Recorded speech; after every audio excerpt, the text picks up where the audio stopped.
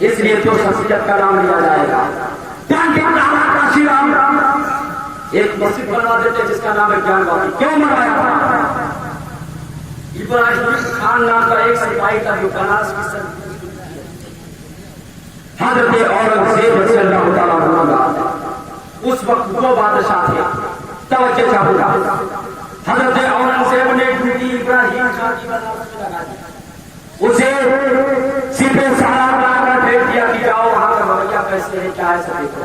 लेकिन था तो वो मुसलमान, लेकिन वो इब्राहिम खान जब बनारस में आता है तो ना मुसलमान और हिंदू की लड़कियों को जिसको खूबसूरत पाता उसे पकड़वा के उन्हें परेशान करता, उनके साथ शादी करता।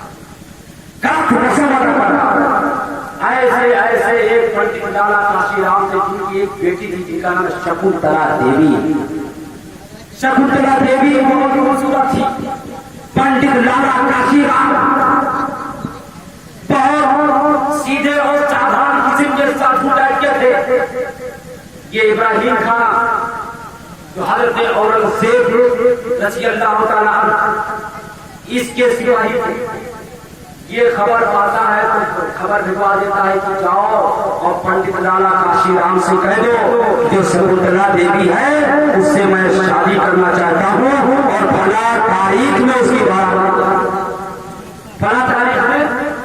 बारात लेके आ जाए। पंडित लाला काशीराम की बेटी के पास खबर पहुंचती है। घर वाले मालूम से जाते था, अगर कोई इसी बात को नहीं मानता था तो ये गोली और बम से उड़ा देता था, कत्ल कर देता था, खत्म कर देता था, इसकी हुकूमत ही बना। लेकिन जब पाप का चेहरा उतर जाता है, एक दो दिन गुजर जाते हैं तो बेटी समझ जाती है कोई मलाल है। शकुंतला देवी अपने बाप काशीराम से पूछती है, बाप वजह क्या है? तो पंडित लाला काशीराम ने कहा कि जो यहाँ पे अफसर है, जो यहाँ पे गवर्नर बनकर आया है, उसकी हुकूमत चलती, उसने कहा है अपनी बेटी की डोली सजा के हमारे यहाँ पे शादी करना चाहिए। तो बेटी कहती है अब्बा परेशान होने की जरूरत नहीं है, मुझे एक शाही नमाज पढ़ा दिया जाए और जिसने इसकी ड्यूटी लगाई उसके पास जाके मिलूं तुम उसे शाही नमाज पढ़ देते हैं और वो शाही नमाज पहनती है और पढ़ने के बाद दिल्ली की जामा मस्जिद में हफ्ते में एक बार औरंगजेब ऐसे बादशाह का नाम है कि किसी कासिम के जरिए किसी का हाल नहीं। चार रिश्ते थे, फरियादियों की लड़ी लगी थी। हजरत औरंगजेब जुमा का दिन है, नमाज अदा करते हैं और नमाज अदा करने के बाद सीढ़ी से उतर रहे हैं। सबसे पूछ रहे तुम्हारी क्या बात है, तुम्हारी क्या बात है, तुम्हारा क्या मामला है। आखिर में ये लड़की खड़ी थी, शाही लिबास पहने हुए, वो भी लड़का था। हजरत औरंगजेब ने अपनी नजर को नीचे कर लिया। सुभान अल्लाह। वली की नजर इसे कहते हैं। नजर को नीचे किया, बात नहीं किया, अपने हुजरे में चले गए और इस भाई से कहा इसे लेके मेरे आओ।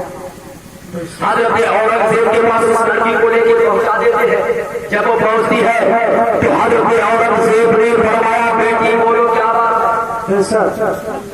बेटी जब बेटी का जुमला सुनती है तो हैरान और परेशान रह जाती है, सुस्तर रह जाती है, घबरा जाती है, परेशान हो जाती है और सोचने लगती है कि मैं तो शाही लिबास पहनकर आई हूँ, मैं तो लड़का का लिबास पहनकर आई हूँ, मेरे नाक में ना तो नथुनी है, ना तो मेरे कान में बाली है, ना तो मैं जेवरात पहनकर आई हूँ, ना मैं लड़की का लिबास पहनकर आई हूँ। आखिर इन्हें लोग पहचाना तो कैसे पहचाना, इन्होंने पहचाना तो कैसे पहचाना। लेकिन ये बड़ी की नजर थी। हजरत औरंगजेब फरमाते बेटी बोले क्या बात है।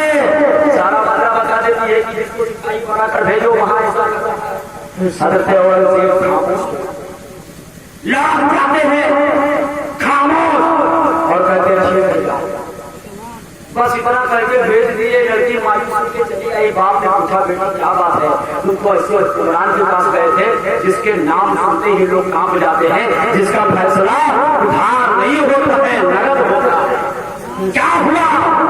तो बेटी ने कहा क्या हुआ, वो भी तो उन्हीं के हैं, वो कुछ नहीं बोले हैं, लेकिन चलो ठीक है, दिल में एक उम्मीद है कि उन्होंने मुझे बेटी कह दिया है कि बेटी बोलो क्या बात है। तो मुझे यकीन है कि अपने वक्त का जो बादशाह है और वली भी है, अगर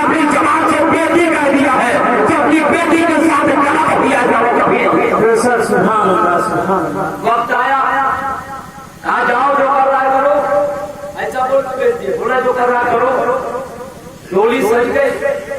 बात होते हुए अपनी लड़की पंडित लाला काशीराम अपने शकुंतला देवी बेटी की डोली को सजा के इब्राहिम के दरबार में की तरफ लेके चल दिया।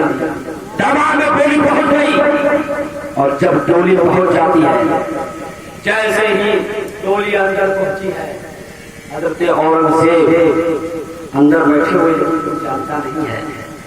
फकीर का लिबास काटा पुराना पहन के बैठे हुए चोला उठे, एक कटोरा लेते हैं और कटोरा लेने के बाद इब्राहिम खां के सामने पहुंच जाते हैं।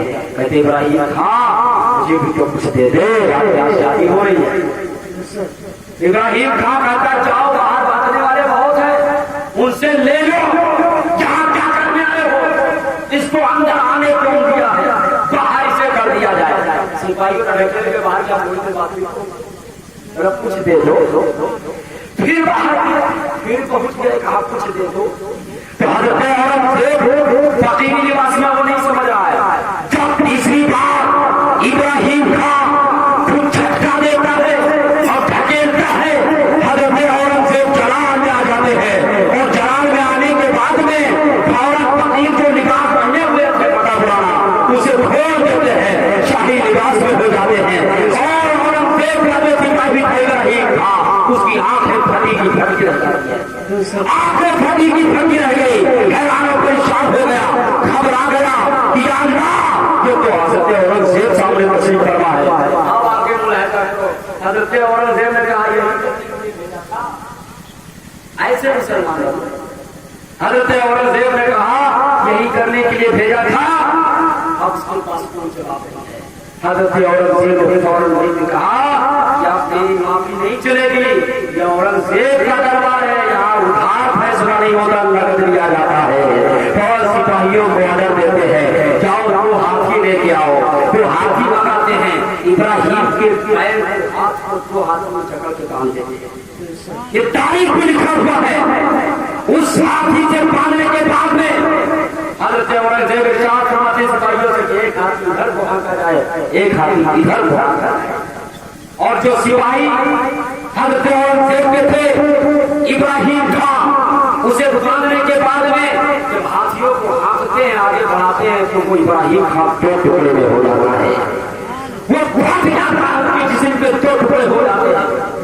हजरत औरंगजेब का फैसला जब पंडित लाला काशीराम देखते हैं तो मुस्कुरा देते हैं और मुस्कुराने के बाद कहते हैं मैं तो मुसलमानों को बहुत गलत समझता था, लेकिन आज मैंने अपनी आंख से देख लिया कि मुसलमान अगर है तो उसके दिल में मुस्तफा का इश्क होता है। अगर वो अपने आप में मुसलमान कहलाता है तो कभी गद्दार नहीं हो सकता है। अगर वो मुसलमान कहलाता है गद्दारी का मुसलमान का अनुसार करना ही होता है। पंडित लाला काशी के नाम ने कहा चलो खा तो कुछ पी तो लो।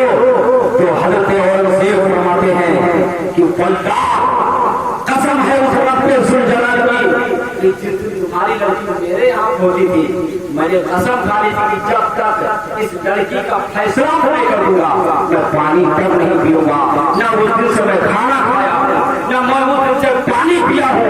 चलो और कुछ खाना नहीं है बल्कि मुझे पानी एक कटोरा दे दो, मैं पानी। इसे मुसलमान कहा। खाली मुसलमान खाली कहिए, खाली गोश्त बस मुर्गा ऊपर मुर्गा फूटा बाबा क्या ताबीज को ताबीज को लटकाइए दर्जन, ये सब मुसलमान कहते हैं। इसको मुसलमान नहीं खाना है। एक कटोरा पानी पीते और पानी पीने के बाद में जब नमाज का टाइम हो जाता है, वली की आदत होती है, कोई भी जगह होगा नमाज का टाइम होगा वही मुसल्ला जाता है। आजान हो गई, पंडित लाला काशीराम का मकान है। हजरत औरंगजेब ने पानी पिया, पानी पीने के बाद कभी साफे का पता चला नमाज पढ़ना चाहता हूँ, कहाँ पढ़ो? तो पंडित लाला काशीराम ने कहा कि कहाँ बैठे हो चौतरा, वही तो सबसे अच्छी जगह तो आप ही को उससे बात मुझे मेरे घर में और कहीं नहीं है। हजरत औरंगजेब ने वहां पे 2 रकात नमाज अदा की और जब 2 रकात नमाज अदा करके चले जाते हैं तो मुसलमान इसी को कहा जाता है। जब ये चले जाते हैं तो क्या पंडित लाला काशीराम के दिमाग में आता है कि जहां पे आए थे इंसान और मुंसिफ ने नमाज पढ़ी है, अब यहाँ पे सोना बेहतर नहीं है, अब यहाँ पे बैठना बेहतर नहीं है।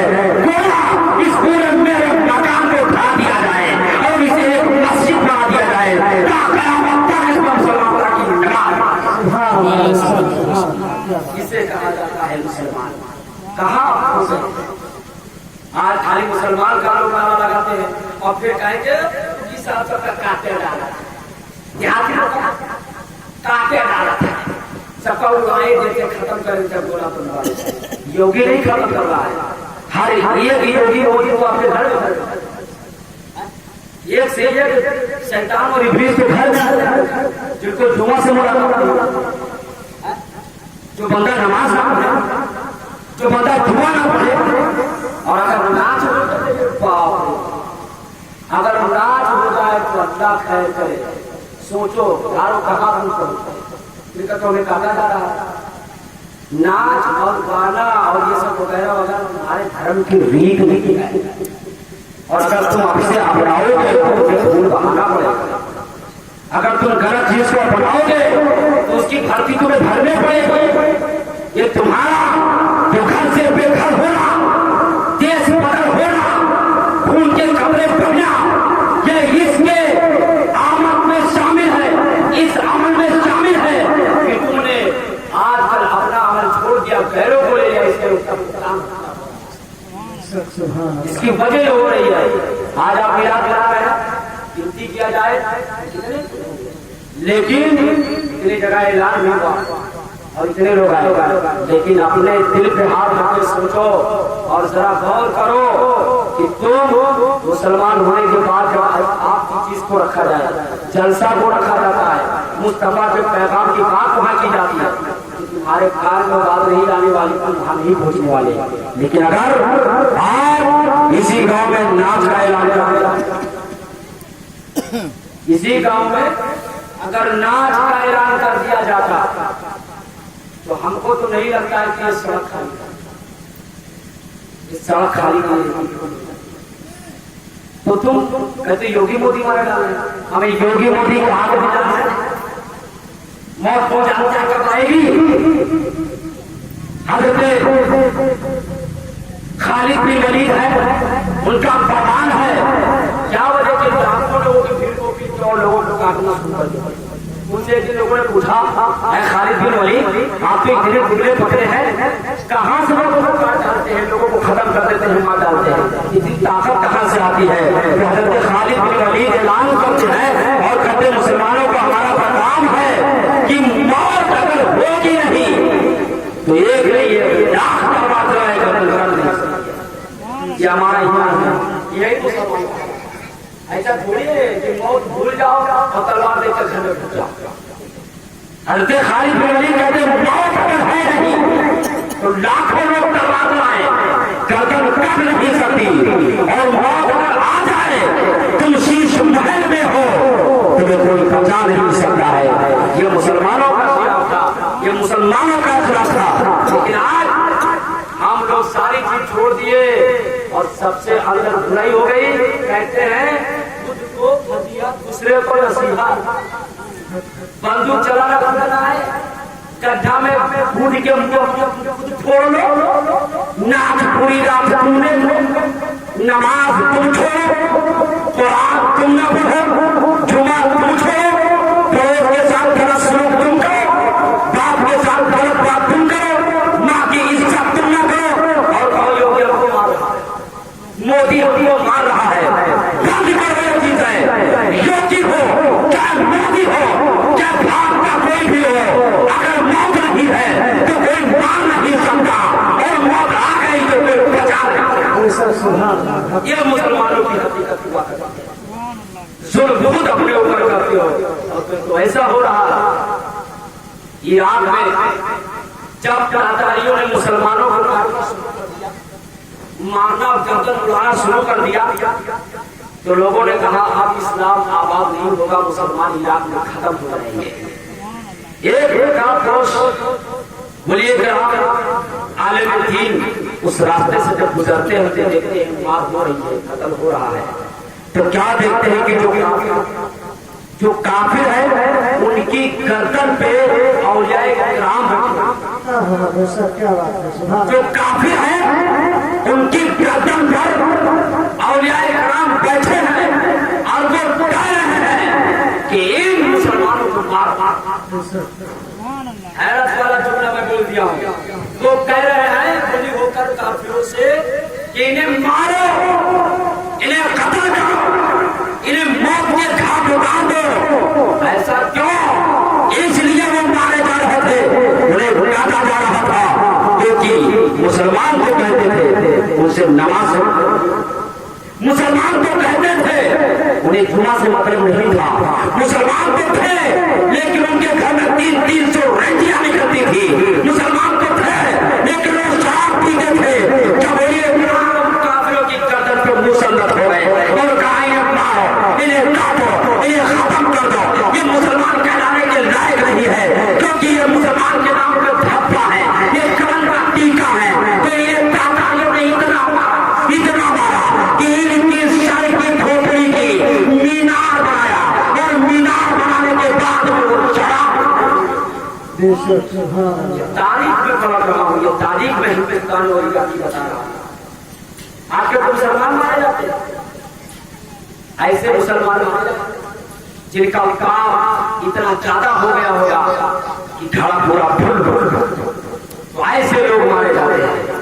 इसलिए हमें किसी और गैर धर्म से क्या मतलब, हमें किसी गैर मुस्लिम से क्या मतलब, हमें तो हमारा दीन ही इतना काफी है। सिला एक राहत दीन, हमारा दीन किसी को जबरदस्ती नहीं करता है, हमारा दीन जबरदस्ती नहीं पसंद करता है, हमारा दीन ही तो ऐसा है कि अगर हम एक चीज को अपना लें तो इंसान हो से चाहे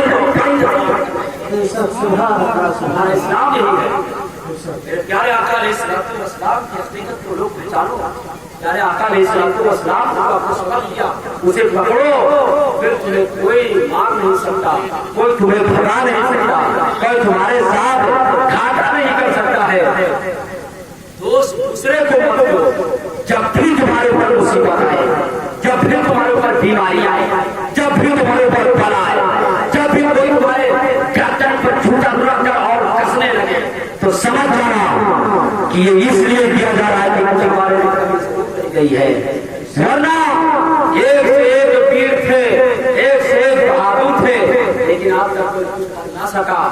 इसलिए ये सबसे बड़ा गुनाह है कि अपनी गलती दूसरों को ऊपर दिया जाए, अपनी गलती दूसरे को ऊपर दिया जाए, ये सबसे बड़ी गुनाह है।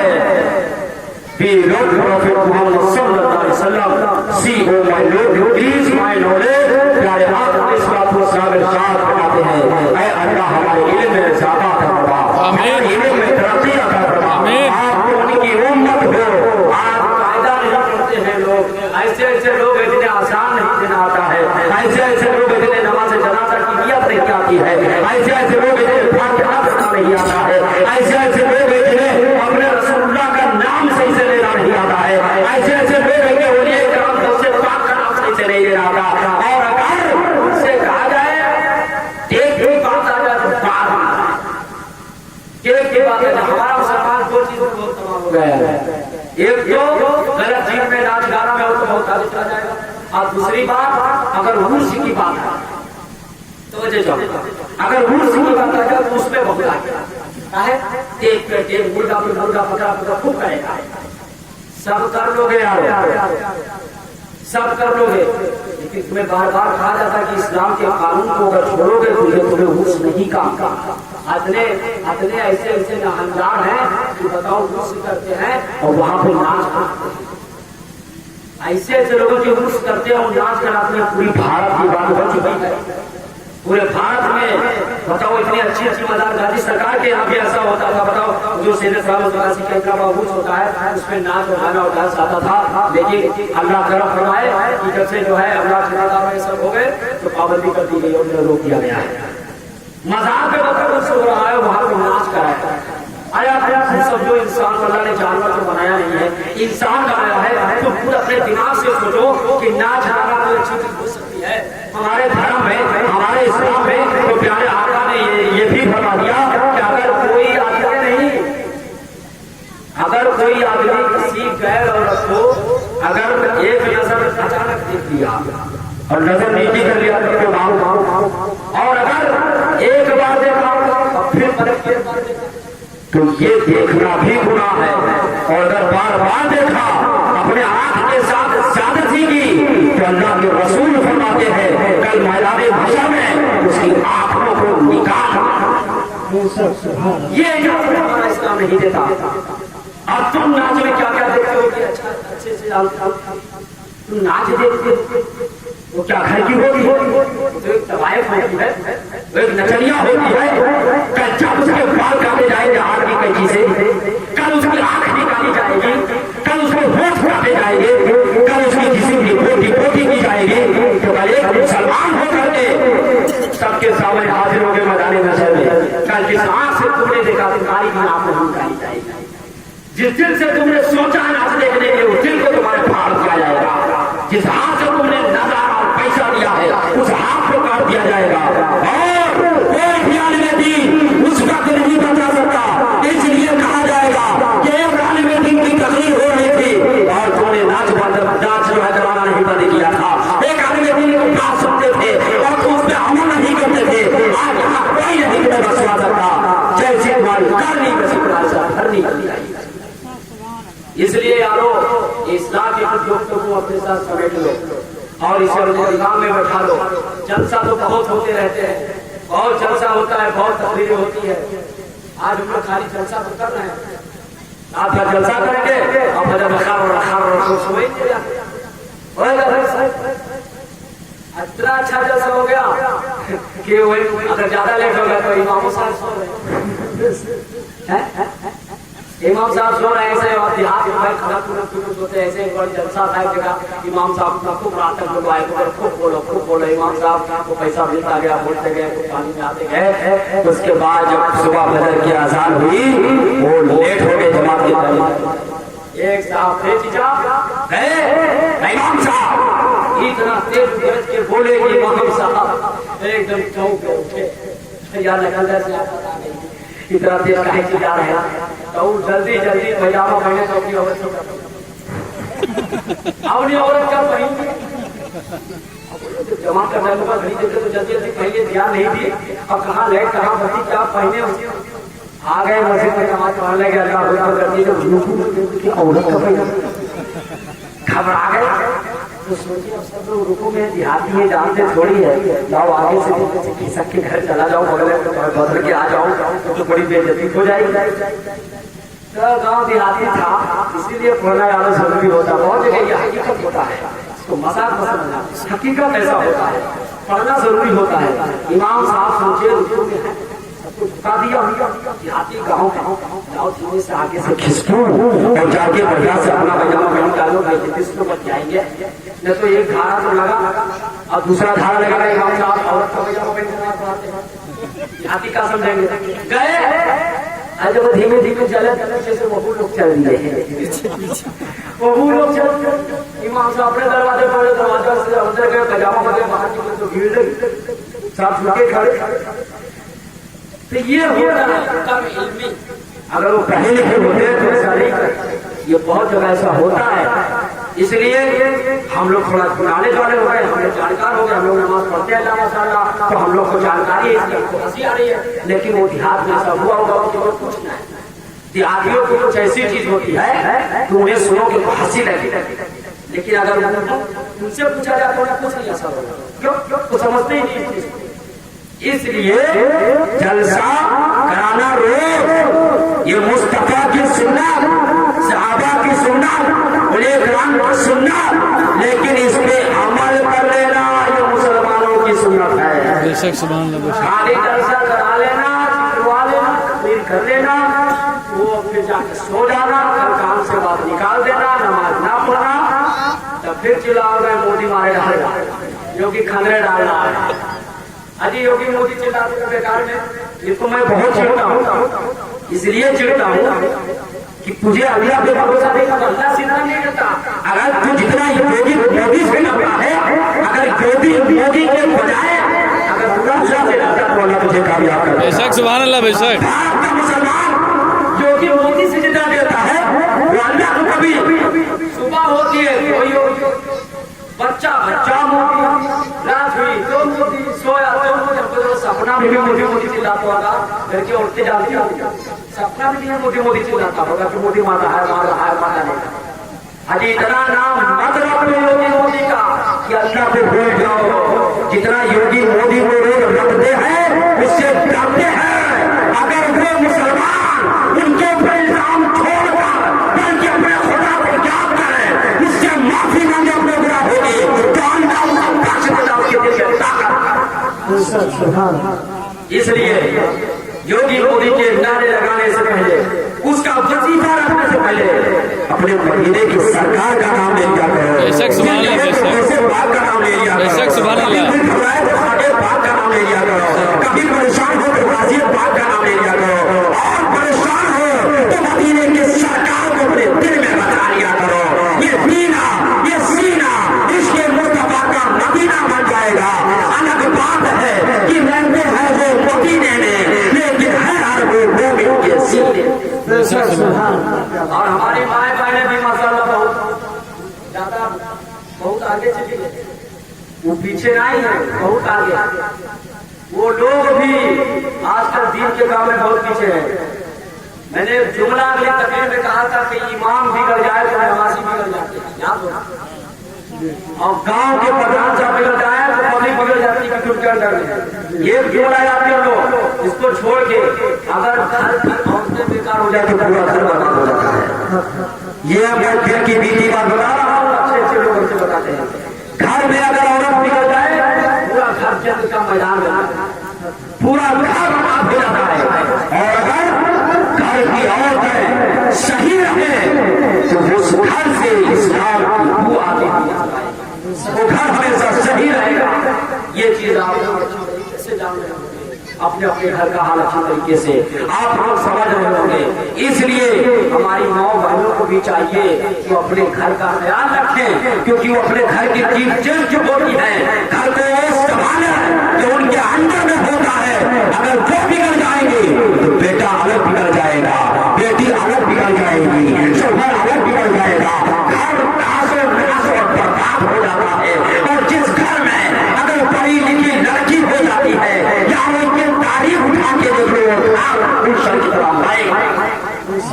इसलिए हमारी माँ बहन भी गौर करें और बोला बोला आना गाना पे ज्यादा ध्यान न दें, अपने अल्लाह से दुआ करें और अपने गुनाहों की माफी कम से कम तो सजदा करके अल्लाह की बारगाह में मांग लिया करें, क्योंकि इनको भी कब्र में जाना है, इन्हें भी हश्र में पहुंचना है।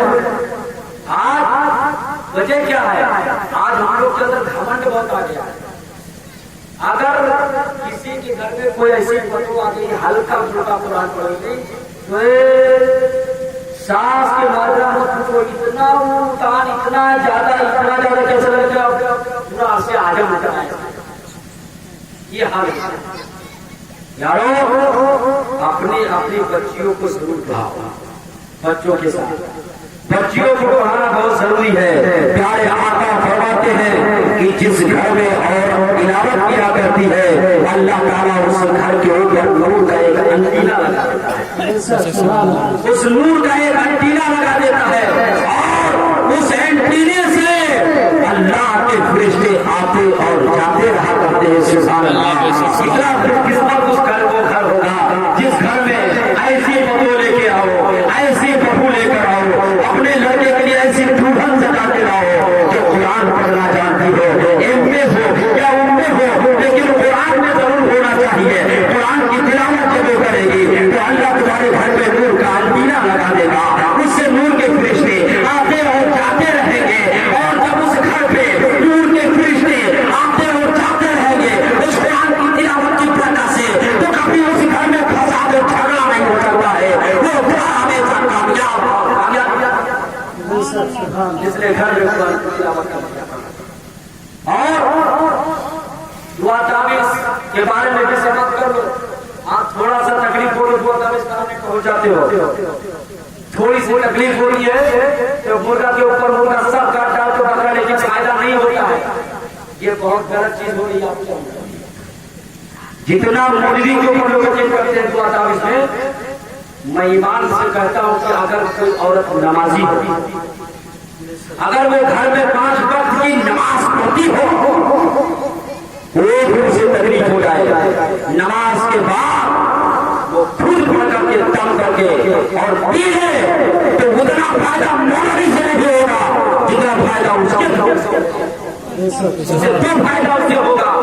एक फायदा तो ये होगा कि वो मौलवी के सामने जाने से कि मौलवी गए मुहर्रम है वो चेहरा देखा करता वो भी भूलेगा। और कुछ औरतें समझती खाली मर्दन के ऊपर पाबंदी है वो देखते उनको गुनाह मिलता नहीं।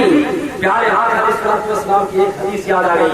प्यारे आका अलैहिस्सलाम 5 मिनट खत्म कर रहा हूँ। प्यारे आका अलैहिस्सलाम बैठे हुए हैं, हजरत आयशा रज़ियल्लाहु तआला अन्हा बैठी हुई है। एक सहाबे तशरीफ ला रहे हैं, वो नाबीना है। प्यारे आका ने फरमाया आयशा प्यारे आयशा या रसूलल्लाह अलैहिस्सलातु वस्सलाम वो जो आ रहे हैं साहबे किराम वो तो नाबीना हमें क्या देखेंगे पता क्या करो। तो प्यारे आका ने फरमाया ऐ मेरी प्यारी आयशा अगर वो नाबीना है वो तुम्हें नहीं देखेंगे तुम तो उन्हें देखोगी। गुनाह दोनों तरफ बराबर होता है। ये नहीं खाली मर्द को गुनाह मिलता है, अगर मर्द गैर औरत को देखो तो गुनाह मिलेगा ऐसा नहीं है। अगर मर्द गैर औरत को बार बार देखता है तो उसकी भी आंखें नोची जाएंगी क़यामत के दिन। और अगर औरत किसी मर्द को बार बार देखती है तो उसकी आंखें भी निकाली जाएंगी। लिहाजा फैसला हो गया, मेरे मुस्तफा ने फरमाया कि औरत को भी पर्दा करना चाहिए मर्द से और मर्द को भी पर्दा करना चाहिए गैर मुहर्रम। ये हमारा इस्लाम है। ये चीज की पाबंदी करो और कोई भी नमाज अदा करके अल्लाह की बारगाह में दुआ कर दिया करो। अगर कोई नहीं है तो सबसे बड़ी दौलत हमारे माँ बाप है। अगर वो नमाजी है, अगर वो सुनता है, तुम्हारे आंखों के सामने उनकी तरह वो रोशन है, तो किसी पीर का किसी मौलवी का हाथ जोड़ने मत जाना, ना उनके पास दुआ कराने जल्दी जाना। अगर तुम्हारी माँ जिंदा है घर में, अगर तुम्हारा बाप जिंदा है तो माँ वो होती है। प्यारे आका ने फरमाया जिसके कदम के नीचे जन्नत हुआ करती है। तेरी जन्नत मौलवी के कदम के नीचे नहीं है, तेरी जन्नत किसी मुफ्ती के कदम के नीचे नहीं है, तेरी जन्नत किसी हाफिज के कदम के नीचे नहीं है। अगर तेरी जन्नत को परवरदिगार आलम ने किसी के नीचे करार दिया है तो वो जन्नत कहीं और नहीं है, वो तेरे घर में है, तेरे माँ के कदम के नीचे जन्नत है। अरे जब जब मुसीबत आए तो आंसू गिरा देना माँ के हाथ पे और हाथ को उठा के सर पे रख लेना और आंसू करना है मेरी माँ जरा अपने बेटे के लिए दिल से दुआ कर दे, मेरी माँ अपने बेटे के लिए जरा दिल से दुआ कर दे। कसम खुदा की बेहतर रजा नारायण मुनि कहता है कि जब तेरी माँ का मुस्कुराने तेरे लिए दिल से दुआ कर देगी वो दुआ बातें चादर से चादर टकरा जाएगी और तू कोई भी मैदान होगा उसमें कामयाब और कामयाब होगा। बेशक सुभान अल्लाह सुभान अल्लाह। याद रखना मिल्लत इस्लामिया माँ की दुआ का ताकत देखना चाहते हो तो क्या होती है।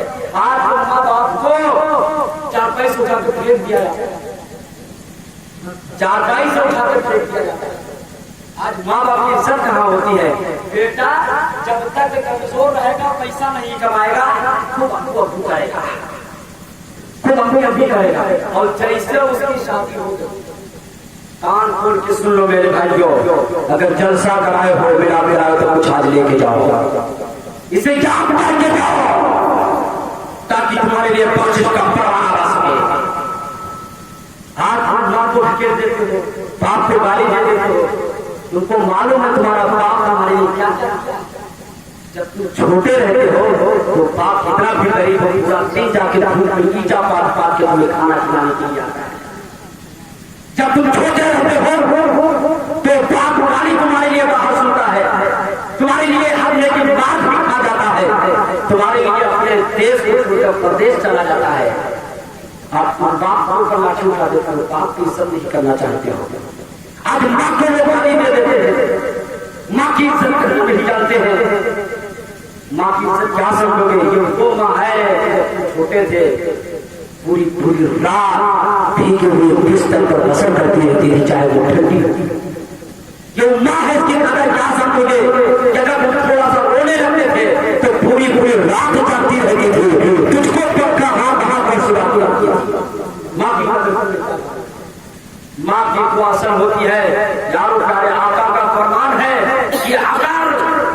किसी ने माँ बाप के दिल को दुखाया तो दुनिया के हर कोने में जाके सजा करने, जैसे इब्लीस ने 6 करोड़ वर्ष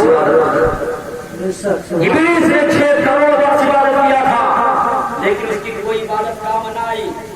ऐसे ही अगर कोई बाप को नाराज कर दिया, अगर कोई माँ को नाराज कर दिया और बाप और माँ को नाराज करने के बाद में करते करते खुद को खाना खाता रहा, खुद को चैन की नींद सोता रहा और उसका बाप बिस्तर पर बिलख रोता रहा, उसके बाप के दिमाग में यह बातें आती रही कि मेरा बेटा मुझसे जुदा हो गया है, मेरा बेटा मुझसे नाराज हो गया है।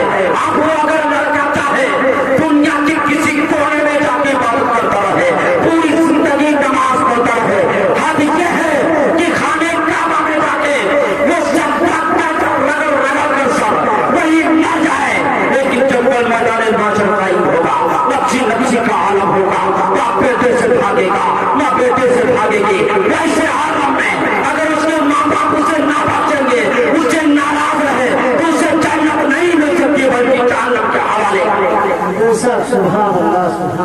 इसलिए गौर से सुन लो मेरे नौजवानों, अगर किसी ने अपने बाप को सताया है, अगर किसी ने अपने बाप को सताया है, अगर दिल को तोड़ा है तो मौत का कोई वक्त रजिस्टर में नहीं लिखा हुआ है, मौत कभी आ सकती है। और अगर नाराजगी की हालत में मौत हो गई तो समझ लो कि कल दुआ के लिए माँ बाप की जो दुआ है उसके लिए मैदान फसल में तरस, और वो दुआ नहीं मिल सकती है कि माँ बाप की इज्जत करना सीखो। हजरत मूसा कलीमुल्लाह जाकर के प्यारे वो कलीमुल्लाह इसलिए कलीमुल्लाह अल्लाह से कलाम करते थे, वो एक पे गए अल्लाह मेरा हश्र किसके साथ करेगा, मेरा हश्र किसके साथ करेगा। तो हजरत मूसा कलीमुल्लाह को अल्लाह ताला फरमाता है कि तुम्हारा हाथ एक शहर का फला कसाई है, कसाब है, गोश्त बेचता है, उसके साथ हजरत मूसा कलीमुल्लाह घबरा गए, परेशान हो गए, हैरान हो गए। एक मामूली गोश्त बेचने वाला उसके साथ हमारा कहा। हजरत मूसा कलीमुल्लाह कोई दूर से नीचे आते हैं, हैरान परेशान है और सोचते हैं कि लाओ देखो कसाई है कैसा, इतना जलाली पैगंबर और एक कसाई के साथ मेरा हश्र होगा, लाओ देखो कैसा है। हजरत मूसा कलीमुल्लाह चले गए उस बस्ती की तरफ, जाके कहा देखते हैं कि कसाई सुबह से लेकर शाम तक खाली गोश्त काट रहा है, बेच रहा है, गोश्त काट रहा है, बेच रहा है, गोश्त काट रहा है, बेच रहा है। ना तो फजर पड़ी, ना जुहर अदा की, ना असर अदा की, एक वक्त की नमाज उसने नहीं की, ना कोई वजीफा पढ़ा, ना कोई ध्यान किया, कुछ अच्छा काम नहीं किया, गोश्त काटा, बेचा, पैसा। हजरत मूसा कलीमुल्लाह कहा ये मेरी कौन सिखाता है जो इस शख्स के साथ मेरा हश्र होगा, जिसने ना कोई नमाज पढ़ी है, ना कोई इबादत की है, ना कोई रियासत की है, ना कुछ दान किया है, ना कुछ अल्लाह के हमें खैरात किया है, इतने बुरे शख्स के साथ हमारा हश्र होगा। अल्लाह तबारक व तआला इरशाद फरमाता है उसी के साथ हमारा हश्र होगा।